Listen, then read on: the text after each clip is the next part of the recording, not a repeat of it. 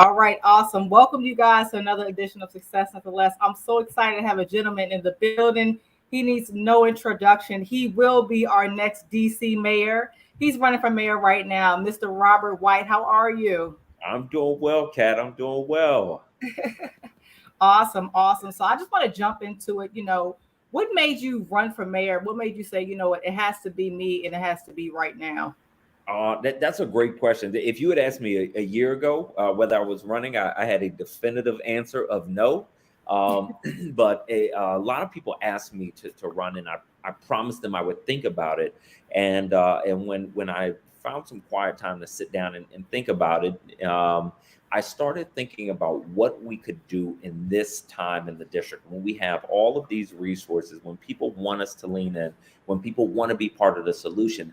And I asked myself, what if we had a mayor who was focused squarely on the people and not afraid to fail? And as I started seeing the types of things that we could do as a city with a mayor that is pushing other leaders forward, getting resources to our communities, pulling young people in, somebody who understands the trouble of a young person who was counted out. I couldn't unsee the potential that I saw. And so I said, look, now is the time. This is the moment.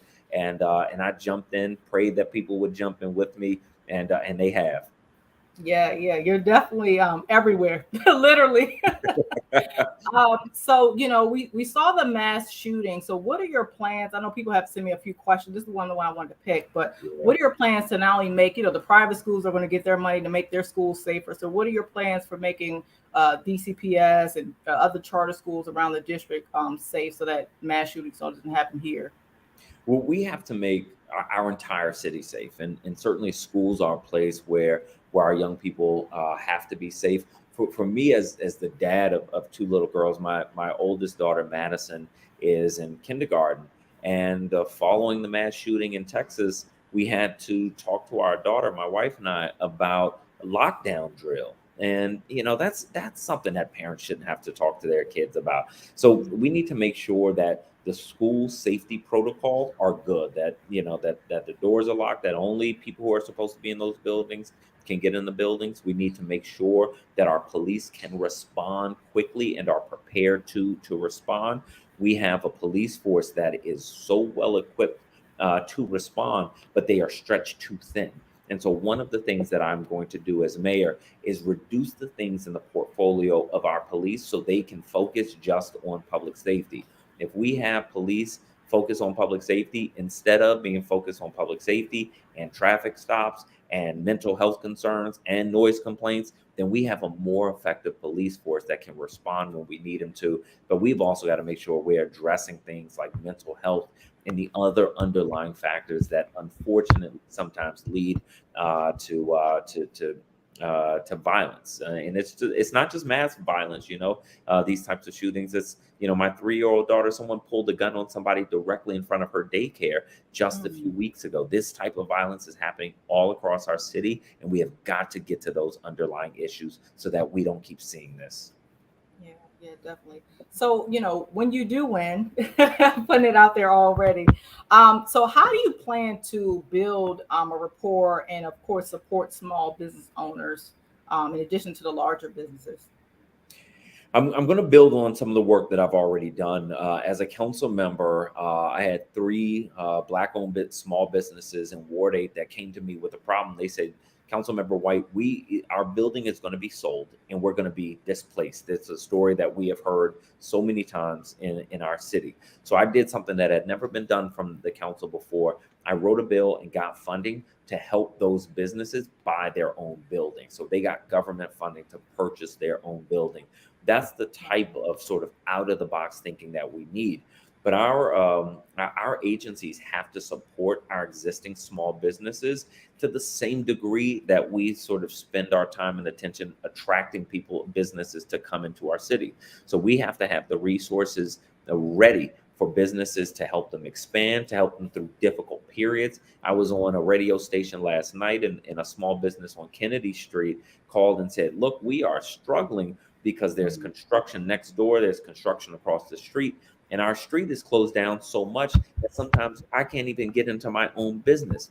that's the time when the government has to be stepping in to help our small businesses weather the storm. So in my administration, we're going to be a bridge for businesses to help them make it to through difficult times. We're going to be a partner with businesses to help them grow and expand, and more local businesses are going to get city contracts. Okay. And then I definitely want to jump into, out of all the issues that you'll be tackling, which one will be considered a major victory lap for you, like in solving? The biggest thing that, and I wouldn't call it a victory lap, I would call it the foundation that everything else is built on, is restoring hope in our city. Too many people feel like it doesn't matter who gets elected because the folks who have been struggling are going to keep struggling. The neighborhoods that have been ignored are going to continue to be ignored, and the folks who are doing well are going to continue to do well. My goal as mayor in my early days is to restore people's faith that government can change lives, that we can pull together resources, get those resources to our communities, and give people a type of hope that we haven't seen in decades in this city. And what we can do with that level of hope is limitless. We can get our young people re-engaged. We can get people working. We can get leaders across our city all moving in the same direction to solve our deepest problems. Because what you'll see in my administration is an administration that is focused on solving problems, not focused on getting credit, not focused on expanding my brand, not focused on my next step as mayor, but focused in helping our communities. And there's going to be a phenomenal level of energy in our city that we haven't seen in decades. Okay. Last two questions. So, how did you select the people on your team? Divine intervention. My campaign manager, Luz Martinez, worked with me years ago.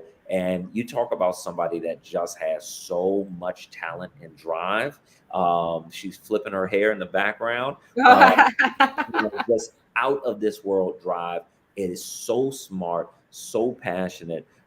This was the first person I talked to about coming on board of my campaign. And it was a leap of faith for her too, because she hadn't worked in my office in years, but I knew that she was made for this time. I have been very, very lucky to be introduced to my deputy campaign manager, Zoe, who I had met, when she worked on the Attorney General's campaign, just always struck me as sharp. But when she came on board, I learned exactly how sharp she is. There are a few people in this city smarter than she is or more driven than she is, and other folks have come on board. Our field director David Ryan, who does outreach, and what people see when people see a team working as well and efficiently as ours, it attracts more people. So we have attracted leaders, young and old, across our city that have come on board. And now we have about 24 paid staff on our campaign. And I tell you, there's never been a more talented team running a campaign in this city. Wow, wow. And last question. So how do you plan to make sure that, especially felons who got time, especially the petty crime back in the DC crack era, how do you ensure that those people have another second chance and they're not, getting killed or not and they're right back in jail? So how do you plan to give those people a second chance? Giving people a second chance and helping people who are incarcerated or formerly incarcerated has actually been one of my primary issues since being elected. Because as a native Washingtonian, this won't surprise a lot of people. A lot of my family members, including my older brother, have gone through DC jail and a federal bureau of prisons and a halfway house. And I believe that everybody deserves a second chance, but also that the returning citizens, if you just help them get their foot in the door, they're going to do phenomenal things. So what I have done on the council is I've made sure that returning citizens get a fair shot at medical marijuana contracts with the city. I've doubled the size of the agency that serves returning citizens, created housing vouchers and transportation vouchers to help people really, get that second chance.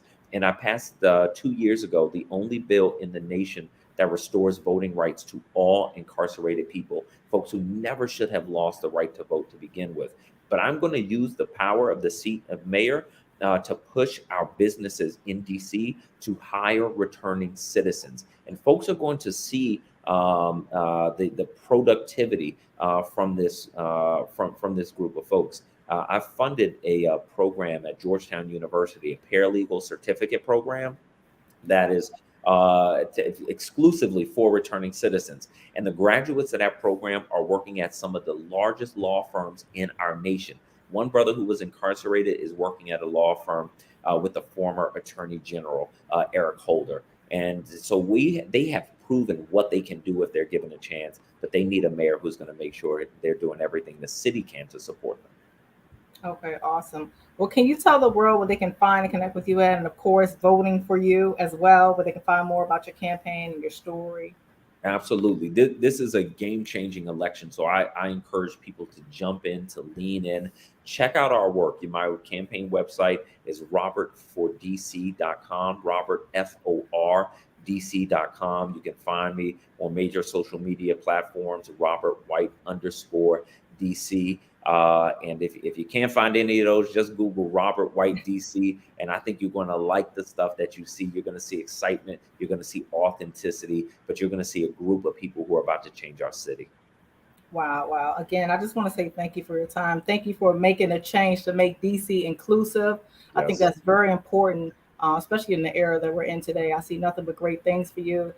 Definitely invite me to the victory party. You Right? got, it's going to be a good party. Clear your schedule on June 21st. Oh man, but yeah, I can't wait to celebrate again. Thank you for your time. Thank you to your wonderful team for setting us up. I truly appreciate it. Thank you, Kat. I appreciate you taking the time today. All right, take care. You too. See you.